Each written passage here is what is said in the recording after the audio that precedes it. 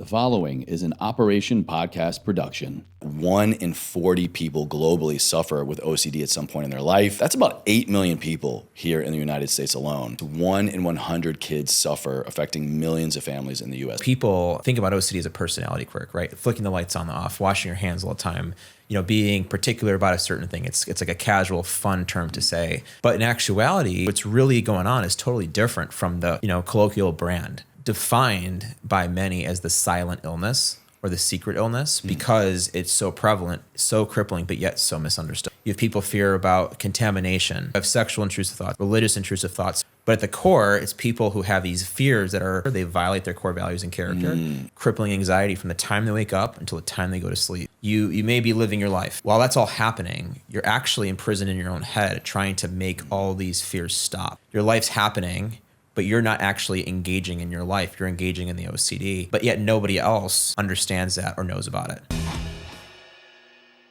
On average, it takes 14 to 17 years for people with OCD to get proper treatment due to high costs and a shortage of specialists. And even the International OCD Foundation says that our best estimates are about that 1 in 40 people globally suffer with OCD at some point in their life. That's about 8 million people here in the United States alone. But then children, this was probably the most alarming for me. It's estimated that at least 1 in 100 kids suffer, affecting millions of families in the US. So not only does it affect the children, but then the parents and the families of those children. How are these stats so high? And maybe I've just been living under a rock, but how have we not heard about this? And why is OCD not more on top of mind? It's shocking, honestly. I mean, it's something that I uncovered myself personally when going through the experience and had the same epiphany. But from my understanding, from seeing it firsthand, as well as from seeing it through the lens of NoCD, this condition has gone so under the radar because of the misunderstanding about it society-wide. So people think about OCD as a personality quirk, right? Flicking the lights on and off, washing your hands all the time, being particular about a certain thing. It's like a casual, fun term to say. But in actuality, the condition is totally what's really going on is totally different from the, colloquial brand. And I think that misunderstanding has caused it to go so misunderstood. And I think if you add on the real nature of the condition, the taboo, highly stigmatized nature of the condition that people don't want to talk about, that mixed with the misbranding has caused this issue to occur. And in fact, The Atlantic did a nice article on it in 2016, that showcased how misunderstood OCD was really like, and as a result, how inaccessible the evidence-based treatment for OCD became because of it. And so we're at NoCD changing that, but it is eye-opening, and it's defined by many as the silent illness or the secret illness because it's so prevalent, so crippling, but yet so misunderstood. So let's really dive into what OCD is, maybe what it isn't. We were kind of joking, I need to flip on the lights a bunch. I need to clean the house. I need to do a lot of things that is pretty common in today's vernacular. Oh, it's just my OCD. We laugh and we joke about it, but it really is a disorder. So defining our terms, Obsessive-Compulsive Disorder is a long-lasting disorder in which a person experiences uncontrollable and recurring thoughts, images, and or urges, there's the obsession part, and engage in repetitive behaviors, compulsions, to make them go away and or alleviate distress. When we really break it down and we define it, that is way more serious than I need to just clean my table one more time. Mm-hmm. I'll give you an example. So imagine a mother with a newborn child, and she loves her child more than anything, and she has a fear, what if I harm my child? And the fears, what if I harm my child that come along with it are very graphic in nature, right? And so all of a sudden she has these fears. She doesn't know what to do. She doesn't know what they're called. She thinks she's, just at a breaking point, and she doesn't feel comfortable describing those fears to her loved ones. She doesn't feel comfortable describing those fears to her primary care physician, to her, even a therapist, because she doesn't know what's going to happen when she does that. She thinks that maybe, they'll call the police or they'll do something to not only take her child away, but also to confirm that her fears are reality. And so, the challenge with OCD is, although it manifests in a similar way, people have the recurring unwanted thoughts, images, and urges, and then they do the actions to try to alleviate the distress from those thoughts or to make them go away. the subtypes, are infinite in nature, right? So like you may have someone who fears, what if I harm my kids? You may have people fear, about the relationship. What if that my partner isn't the right one for me, right? You have people fear about contamination. You have people who have sexual intrusive thoughts, people who have religious intrusive thoughts. So there's so many different variations, but at the core, it's people who have these fears that are oftentimes ego dystonic in nature. They violate their core values and character, and they are recurring in their head, and they make people, honestly feel crippling anxiety from the time they wake up until the time they go to sleep. And it's a battle that people fight without actually realizing is OCD because of the misbranding that happens today. So I don't want to go on too much of a tangent here, but honestly, like that's the big challenge today. Just people don't really know what OCD is like. One of the most kind of eye-catching parts of that definition, or in the research I had around OCD, is the level to which that it interferes with daily life. Mm-hmm. Is that really the determining factor when we're looking at maybe it's just a quirk versus actual diagnosable OCD? It's preventing me from living my normal daily life how I want to live it. Definitely, and see, I'll kind of give this example. Sometimes you have thoughts that go in and out of your head, and you're like, wow, that was kind of weird, and you have some anxiety. You feel like you may say, wow, that was strange. I'm going to go live on with my life. And you can. Then there are other times where for most people with OCD, you have that fear. You think that it actually means something. And then you go down this rabbit hole and you try to do whatever you can to try to make that fear stop. And sometimes those actions could be, going and locking the door because you feel like someone's going to break into your house and harm your family. Sometimes, the actions may be completely invisible and all in your head. And you may spend, considerable amounts of time trying to make those fears stop because they cause you such crippling anxiety. That's OCD. Although I'm not a clinician by training, right? I'm a person who has the condition. We have clinical leaders on our team at NoCD who define it as the amount of time someone spends, engaging in, the rituals as well as the just the fears on a daily basis. So it's the time really spent suffering on a day-to-day basis. Yeah, what really stands out there for me is just wondering how much time someone with OCD, diagnosed, undiagnosed, might be putting into trying to just alleviate it. There's the consumption time of the thoughts, of the actions, but then if it's on your mind that much, I feel like you would probably be spending even more time. All right, how do I prepare for this? How do I navigate that? How do I kind of make sure it's not seeping out into my relationships, the public? I feel like a lot of people spend a lot of time, please correct me if I'm wrong, trying to contain it, which then can be that in and of itself anxiety inducing. Well, I mean, they spend their whole day becomes containing it, and their whole day becomes trying to alleviate the distress from it. And so what happens is you may be living your life, right? You may have a job, you may be going to school, you may be engaged in a sports team, you may have a close family life. Well, while that's all happening, you're actually imprisoned in your own head trying to make all these fears stop, and no one else can see it. So it's almost like your life's happening, but you're not actually engaging in your life. You're engaging in the OCD, but yet nobody else understands that or knows about it.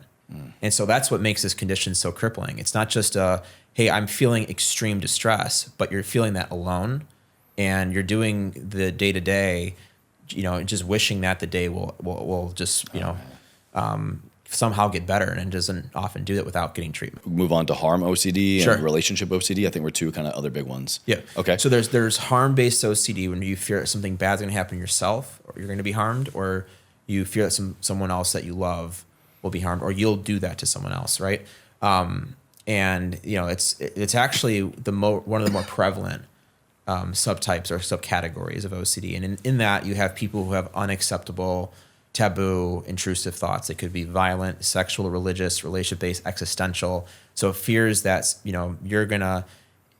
there's someone that's going to be harmed because of what you do, or you yourself are going to experience harm, or someone will feel harm because of something that happens to them that's not necessarily in your control, but something that happens, unfortunately. And so you spend your time trying to prevent that harm from occurring. So, for example, like you may research compulsively on Google to try to really figure out why you're having your thoughts. So that way, if you can figure out the logic, you then therefore will not be harmed. you may spend time reviewing past events in your head just to confirm that everything is okay, so you won't feel the harm or someone else won't feel the harm, right? And so there are many different subtypes that kind of are embedded within that overall harm theme. Sure, yeah. And what then is the difference between someone wanting to educate themselves on a matter, harm prevention, risk mitigation, and stepping into the harm OCD category, actually? Sure. It's why you're doing the research. So I can tell you this from a personal stance. So I'm not a clinician, but when I was personally going through my worst times with OCD, it's a chronic condition, so you always have it. So I always have to learn to manage it. But when I was going through it, when I would Google search to try to make my fears, my specific obsessions, go away, that was a compulsive behavior. I knew that because the intention behind the research was to try to stop the fears from happening, right? And that's what a compulsion really is. It's an attempt to make the fears that you're having, the irrational, unwanted fears, stop. Wow. And or to neutralize that anxiety. When someone is researching to understand, the intent behind that research isn't to try to make their thoughts or fears stop. It's actually to try to understand why a condition is occurring. Right? I see. There's a different intentionality. Yeah. Another surprising category to OCD, at least to me, was the one of relationship OCD. Sure. What does OCD look like in relationship? So someone who is constantly fearing that they may not have the right significant other or vice versa, or their significant other may not feel like they're the right fit for them. And then they will consistently review past events in their head. They may seek reassurance. They may try to understand if their significant other, loves them or not. They may try to research what the meaning behind love really occurs so that they can then confirm that they're in fact in the right relationship for them. Really? Wow. They may actually go and they may, connect with friends and family just to confirm that they are in fact thinking about things correctly in their relationship more so than others. And so the fears are all unwanted, recurring that, hey, this person may not be the right, may not be the right partner for me, but they may in their core realize that they actually are the right person. They're just having like excessive doubt, and that's what OCD is really like. It's called the doubting disorder. So it's an irrational amount of doubt that comes along with these kind of intrusive thoughts, images, and urges. Then the actions to make those go away are the reassurance seeking, the checking. You may check in on your significant other to see how they're doing, or to just to check the temperature of the relationship, or even see where they're going. Like, these are typical behavior patterns. And, again, the compulsive behavior, though, although in the short term makes the fears go away, in the long term, it makes the fears worse and worse and worse until they kind of overcome one's life, right? If one person has one of these types of OCD, are they then more likely to kind of see it run rampant and to gather all forms of OCD? Or is it more, if you have this is kind of how it manifests in your life, and this is the version that you need to navigate? Sure. It's a great question. Subtypes morph.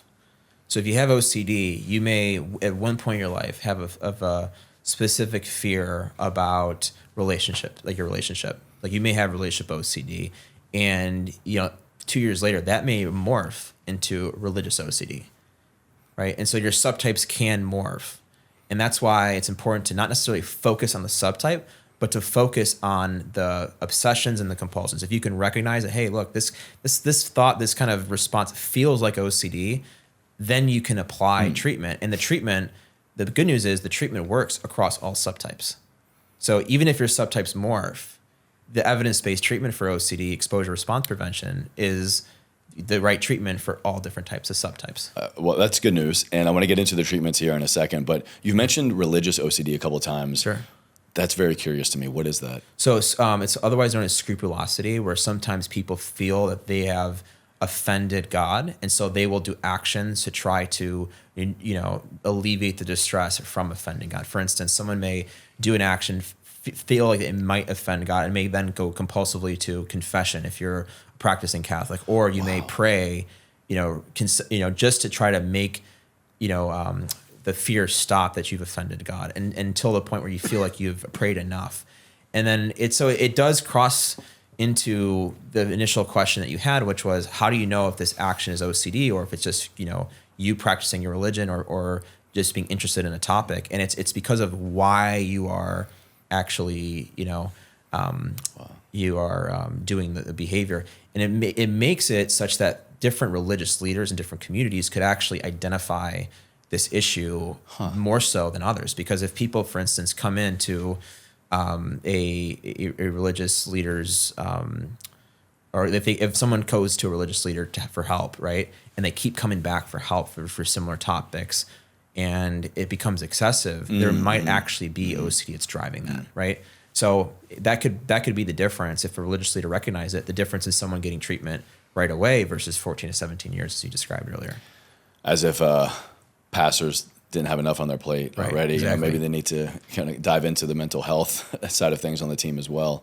Well, they're already involved, and we've had people come to us, pastors come to us, and they've said, and also religious leaders in other communities, they've come to us and they've said, look, I navigate this all the time.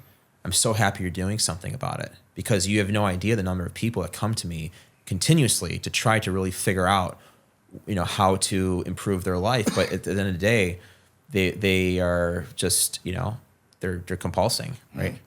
I would like to kind of break down the terms a little bit more before we get into treatments. And you have a very interesting backstory as well I want to share with the audience. So obsessions. Obsessions are repeated thoughts, urges, or mental images that are intrusive, unwanted, and make most people anxious.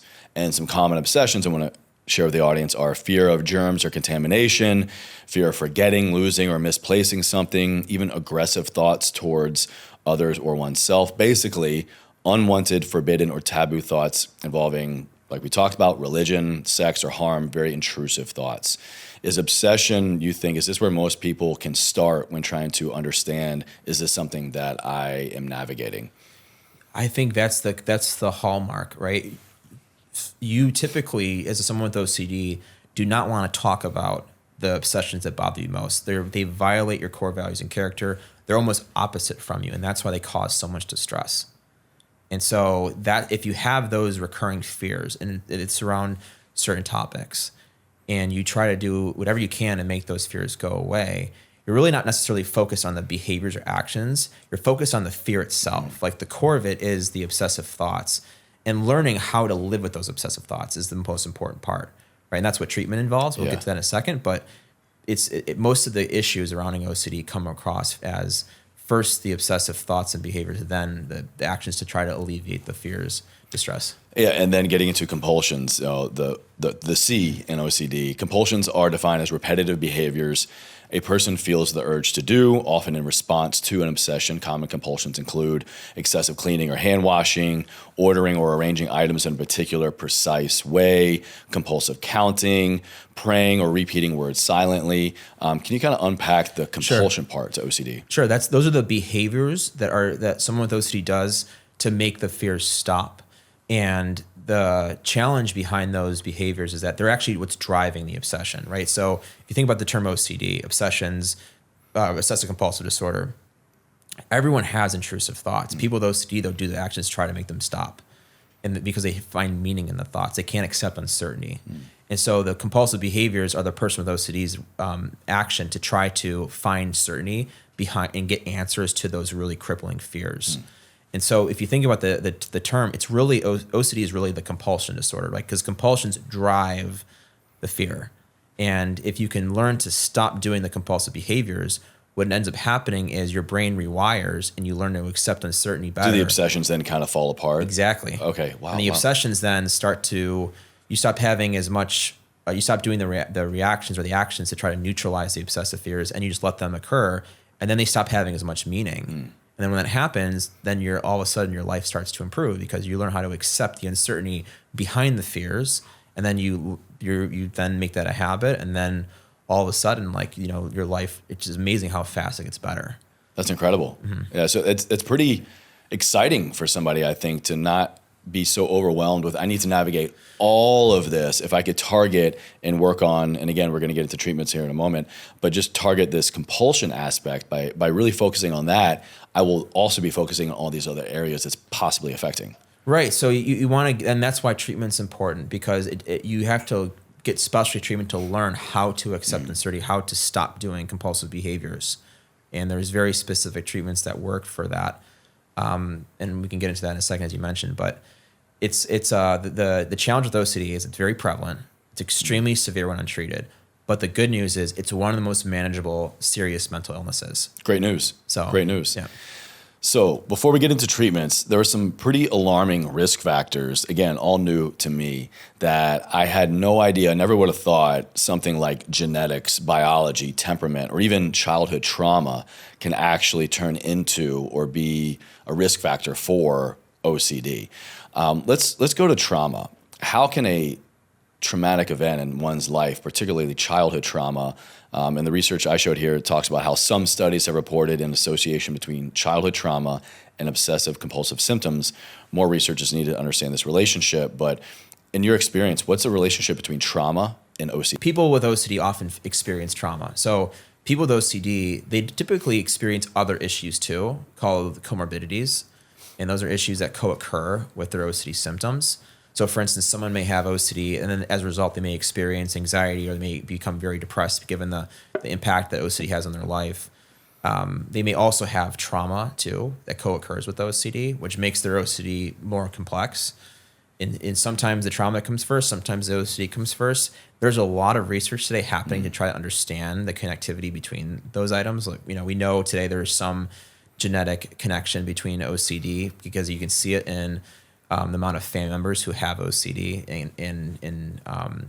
for instance, like you see a parent who has OCD and then also one of their children has OCD. That's what I was finding, really, that having a first-degree relative, parent or sibling with OCD is associated with an increased chance of developing the disorder. Yeah. So it's really kind of like could we really liken it to, diabetics, addiction? If my parent or sibling has this disorder, I run a very high risk as well. Definitely. And with trauma in particular, there's actually great research that shows from the VA how there's a strong comorbidity between OCD and PTSD, where when they analyzed veterans with PTSD, they found 1 in 4 had comorbid OCD. And the way they defined it was OCD, or PTSD, was intrusive thoughts about the past, whereas OCD was oftentimes intrusive thoughts about the future. So you could have some, OCD involving events that happened in the past, but that was kind of how the study, that's how the study delineated the two,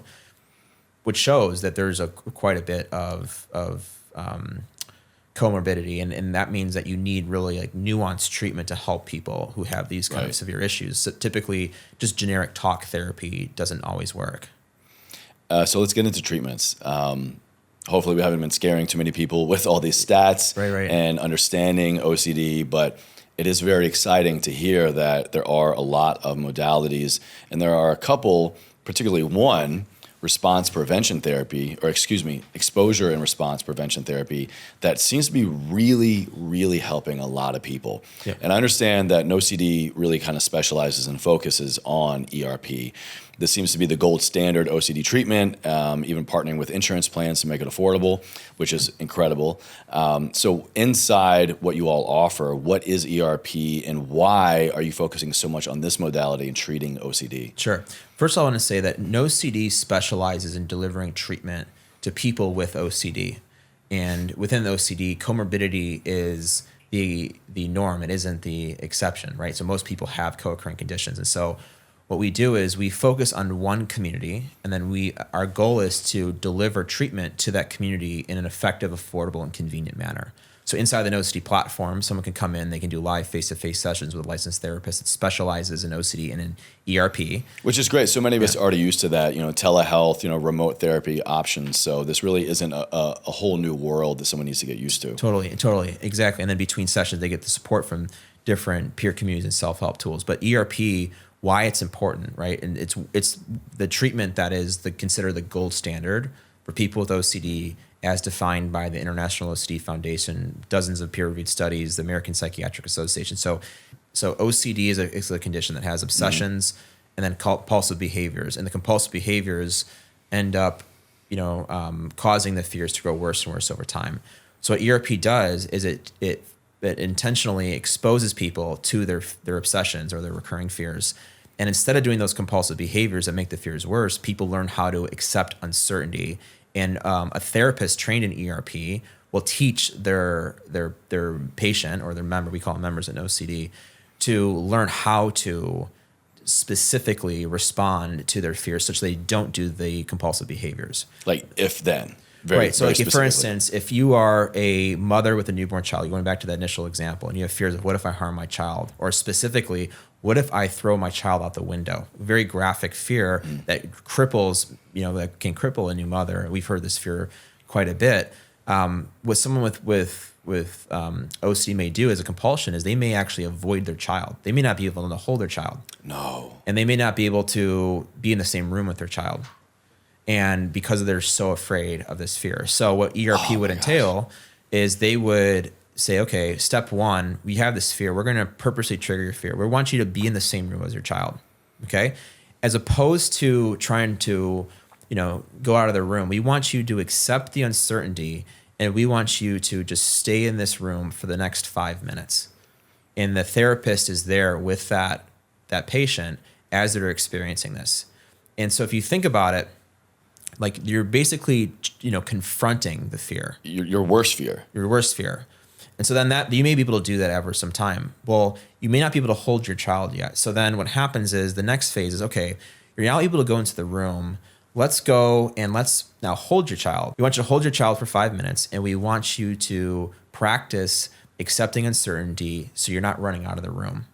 And so what happens then is the mother holds her child and she can now hold her child for 5 minutes eventually. And then you work up further. Now we want you to hold your child and we want you to stand right next to that window.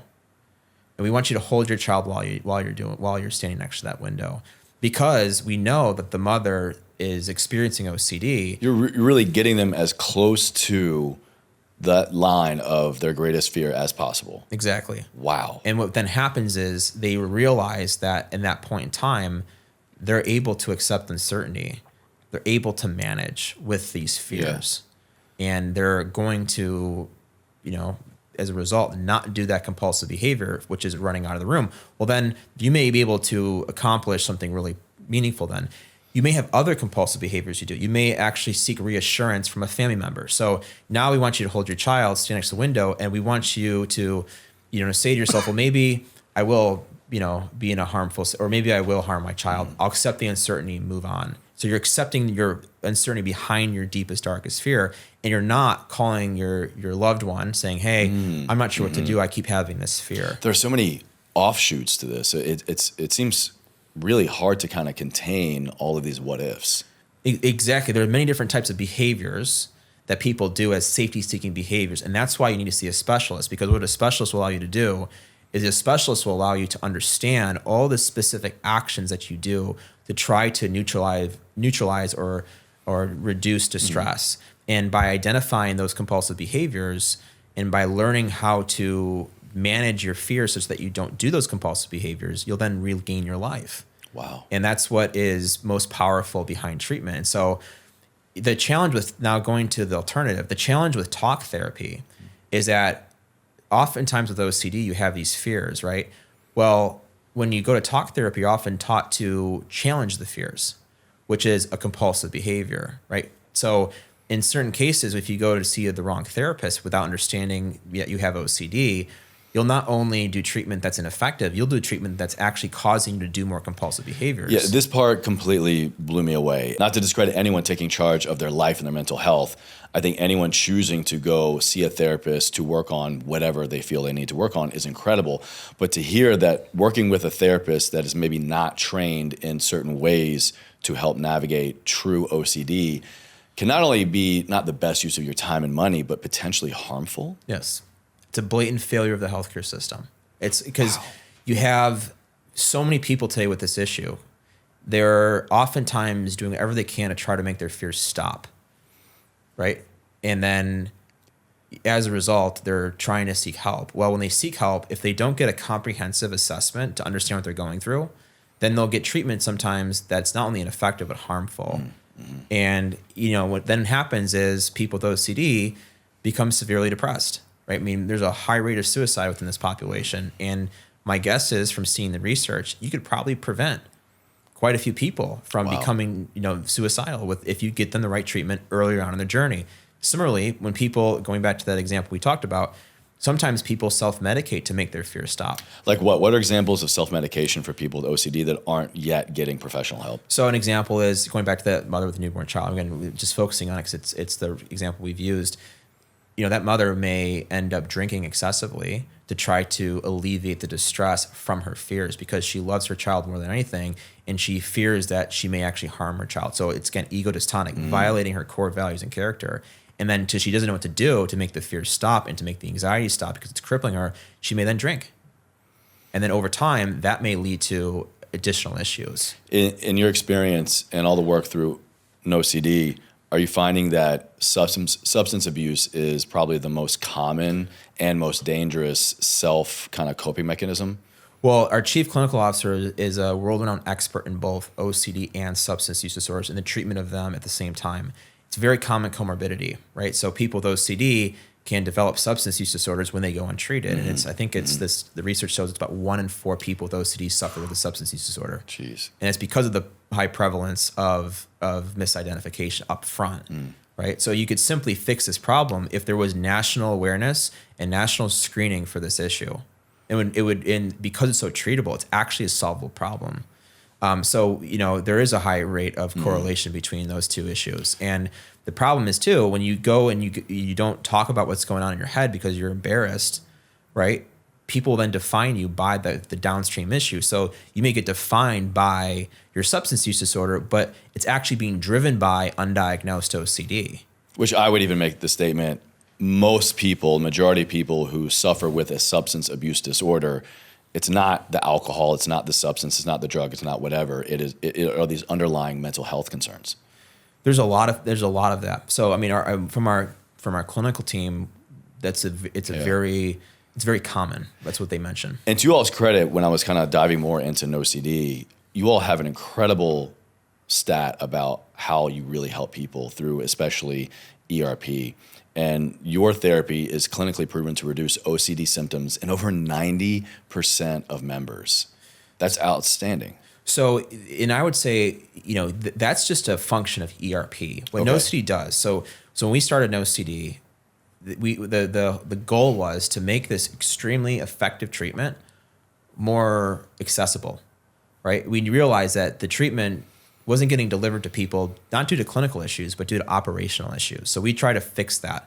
And what we did is we created a model that more efficiently delivers this super effective treatment. So it's harder to get more effective than ERP today for OCD, given it's so effective. So our goal was then to really figure out ways to make it more efficient so we can reach more people who have this issue, knowing that there are millions and millions of Americans suffering right now who are not getting it, right?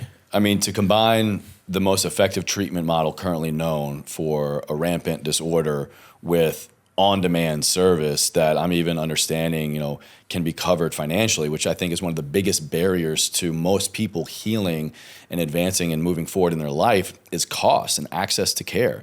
But to now see that you have the best treatment on a streamlined platform that is, if I'm understanding correctly, covered or can be covered a lot by insurance. I'm assuming through what, HSA, FSAs?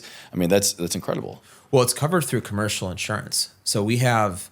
So let me set the stage for a second. So before NoCD, and this is an issue I personally faced that many others face too.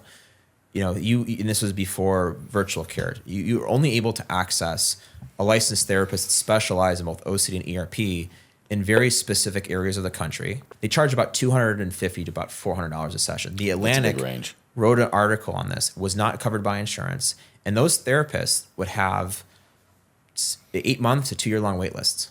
So if you were lucky enough to realize what you were going through was OCD and you were lucky enough to understand that you need to get ERP therapy, even if you were at that point, the treatment was widely inaccessible. So that's a major problem. For me personally, when I realized I had OCD, I need to get ERP, I had to wait on a wait list for 7 months. I had to find a family member who helped me cover the cost of care. And that was the difference. If I was able to because I got to that treatment, that was a difference for me in regaining my life. If I didn't get that treatment, I would not have regained my life. I don't know what would have happened. Right. And so the point though is that we made a direct intentional effort to change that problem or to solve that problem. And what we've done at NoCD is we said, okay, let's give people the right support between their ERP therapy sessions. That was step one. And we did that with the NoCD platform. We helped people do their treatment homework more easily, which then allowed their therapists to help, more people because people get better faster. Then we realized people weren't able to get to treatment. So we built the largest specialty network in OCD and ERP. So we had the largest ERP specialty network that we built. We built it in all 50 states. So we would bring in therapists, we would train them in ERP with our clinical leadership team, and then we would allow people in our community online to access those therapists. And then between sessions, they would use the supportive platform we built out. And you all been doing this for quite a while. I mean, when did you found NoCD? Sure. So I had the idea in late 2014, started working it right after that.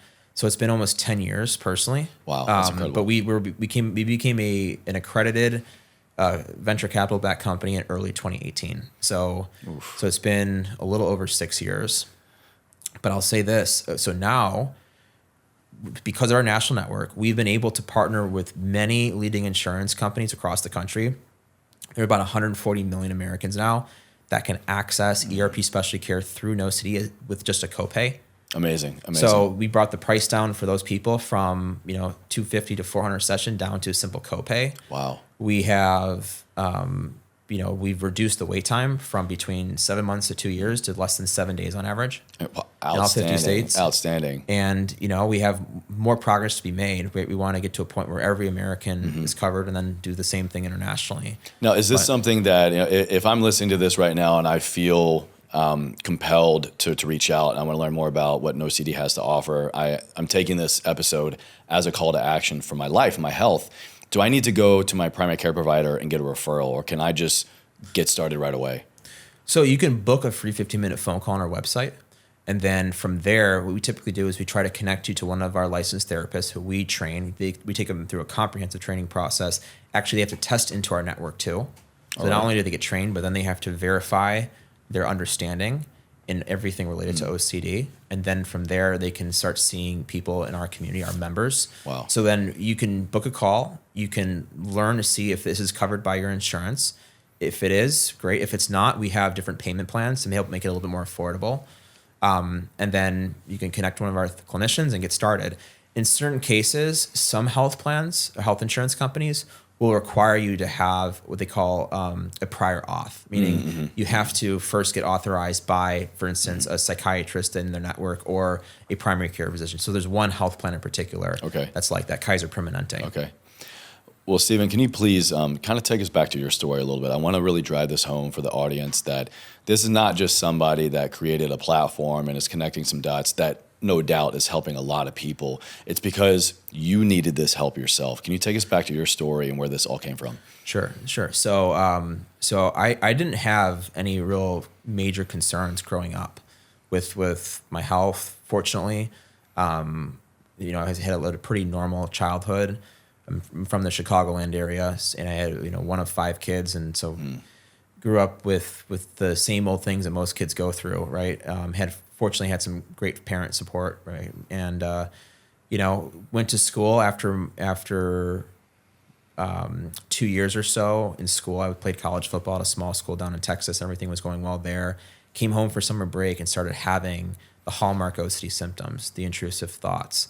Had no idea what was going on. I'm like, why can't I find answers to these fears? The fears were crippling. They violated my core values and character. They attacked what I love most. They specifically attacked my relationship. They attacked me personally, my values, who I thought I was as a person, and I didn't know what to do. So I went to see a provider in my area that was a psychologist by training, was in network, right? Because again, that's what you typically do.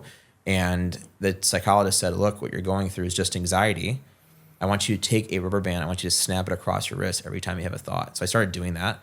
And like we talked about before, that not only was ineffective, it was harmful. It's compulsive behavior, and it didn't make any sense. So it got worse. And I saw another provider, similarly misdiagnosed, mistreated. Saw a third. They said, okay, your family is the issue. I want you to move back down to school. So I moved back down to school, packed up my bags, drove back down to try to figure out if that was going to help, in hopes that I would be able to go back to school and keep playing football. And then got down to school, and because I was getting worse and worse, I started developing severe depression, and then became housebound. So I had to stop going to school, I stopped playing football. I was stuck. And now you're detached from your family. You're away from that support system, getting worse. Right, exactly. Oh my God, man. And so then was in a situation where, didn't have anything. I was trying just to make ends meet, and then eventually couldn't even do that. And so out of desperation, because I was so embarrassed by what I was going through, I couldn't really verbalize it. I was searching online for help, and that help was not just, hey, help me with what I'm going through, but more so like trying to figure out myself what I was going through. So I could figure that out, and I could find answers to these fears. Then I'd therefore be able to, have an answer that was good enough to prove the fear wrong and then regain my life. I was constantly finding that answer and trying to find that answer, and that's what OCD really is. And then in that process, I stumbled upon a forum of other people literally doing the same thing, and they define their symptoms as OCD. And I was like, OCD, I thought that just a personality quirk or an adjective used to describe someone who's type A. I had no idea it was such a disabling condition that affected 1 in 40 globally and had symptoms, as such as we described. And then from there, I was like, well, where do I go get help? So I tried to find help and saw the whole problem. I could either see a provider in my area. There was one. She specialized in OCD ERP. One. You had access to one healthcare provider for the OCD in your area. One healthcare provider. The alternative was drive to Houston 3 hours away, which I couldn't afford to do or couldn't even physically do given the severity of my symptoms. And, so that was the only option. And she was out of network, cash pay. She charged $300 a session, 7-month wait list. So I got on the wait list, fortunately, got off the wait list, found a way to cover the cost of my treatment thanks to a great family member, started doing treatment. She diagnosed me, said it's a hallmark case. This issue is caused by the fact that there's so many people with this condition that are suffering in silence, and there are just not enough specialists that can treat it. And that's because of the supply demand. And that's because of really at the end of the day, not having the right reimbursement for OCD because people are misdiagnosed. And therefore, as an industry, you can't see the true cost of the population. So, which unfortunately, how rampant do we see that kind of take that same model, apply it to so many other disorders, physical, mental? Totally. Exactly. And so did the treatment though, it's a chronic condition, OCD, but I was able to get help between sessions. I was, it was a tough process, but I was able to get through it. Did the ERP therapy, and it completely changed my life. Wow. Learned how to accept uncertainty, learned how to manage the challenges that come with OCD. And when eventually went back to school, finished up my degree, finished up playing football actually here in Southern California at college. Right. And then at that point in time, I was like, man, this is not a clinical issue. Treatment's super effective for people with OCD. It's really an operational issue. We just haven't done a good enough job identifying folks who have this issue, building trust with them to take their first steps into treatment, and then bringing evidence-based, affordable treatment directly to them in the settings where they feel the most comfortable doing it. So we did that. Man, I can only imagine what you went through, and I can only imagine what so many people with OCD try to navigate every day. I just want to commend you again. Thank you so much for coming on and sharing your story, being so open and vulnerable. Hopefully this is going to resonate with at least one person out there that can hear their life, their struggles in yours. That's but now cool. To know that we can get help through a very accessible, potentially very affordable platform like NoCD is incredible, commendable, and is exactly what I love to highlight most on the show. People that I love how this kind of works so well with OCD and the Ever Forward mantra is accepting uncertainty. We have to accept it, but that doesn't mean we can't do anything about it. And to move forward in life, to move ever forward, that's exactly what we have to do. So I want to ask you directly, Sure. Your story definitely embodies it, but to move ever forward, those two words, what does it mean to you? How do you live a life ever forward, Stephen? I think it's a great question. To move ever forward, I think you have to realize the best value you can offer someone is the gift of knowledge of what to do, right? Like you could do something for someone, but you can also teach someone to do something.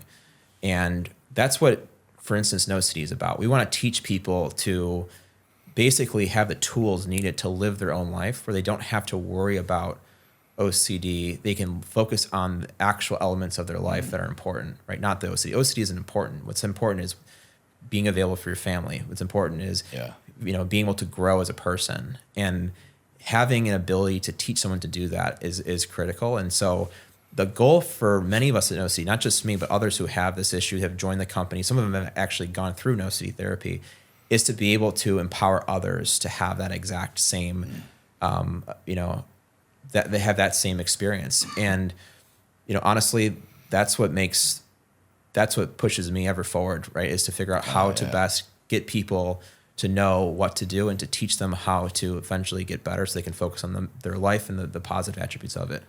Well, Stephen, thank you. There's never a right or a wrong answer. It's just the one that you keep choosing every day. Yeah. And whether that's through OCD or our own struggles in life, we have to choose to accept uncertainty. But like I said, we have to also choose to take action. Sometimes action is our own work, but many times it means getting help. And there's no shame in getting help. And I encourage everyone to please get help for whatever you need. I get help. Yeah. We all need help. We all need help. So NoCD and all the information on how they can get help and get connected to the platform is all going to be linked in the show notes and video notes. You guys, please, if you or a loved one is struggling or think you're struggling, the best thing you can do in any area of your life and your wellness is to just better educate yourself. So please, better educate yourself, learn about resources that are available to you, and take action. Totally. Great. Thank you so much, Stephen. Thank you.